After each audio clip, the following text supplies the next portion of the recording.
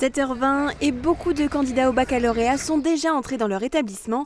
D'ici 40 minutes, ils découvriront les 3 sujets de philosophie qui leur seront proposés cette année, 2 dissertations et un commentaire de texte. Pour Émilie et Jeanne, ce n'est pas la première fois qu'elles passent une épreuve dans cette matière. Au mois de mai, les terminales ont planché sur leurs épreuves de spécialité mises en place depuis la réforme du bac.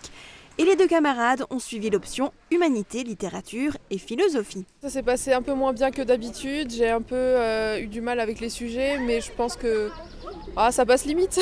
Je pense je vais mieux réussir en philosophie tronc commun. On a l'avantage de faire de la philosophie encore plus souvent. On espère que ça va bien se passer. Pour Lucas, en revanche, c'est bien la première fois qu'il va passer cette épreuve traditionnelle. Moi, ça va. Je pense détendu, je pense que je pourrais m'en sortir.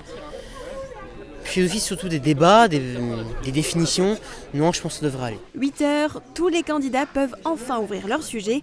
Il est temps pour nous de laisser les élèves se concentrer. Leur professeur de philosophie découvre à son tour les thématiques de cette année. Il me semble que les sujets de dissertation sont relativement abordables, notamment le 2e sujet. Revient-il à l'État de décider de ce qui est juste? Pour les séries technologiques, ce soit un petit peu la même chose que pour le baccalauréat général. La liberté consiste-t-elle à n'obéir à personne?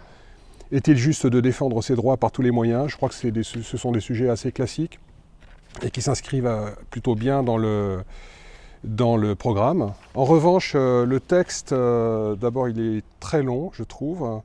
Et puis, il y a des difficultés liées au vocabulaire. Cette épreuve représente un coefficient 8 pour les élèves de filière générale et 4 pour la filière technologique.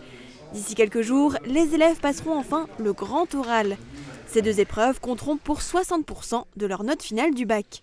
Les résultats seront publiés le mardi 5 juillet.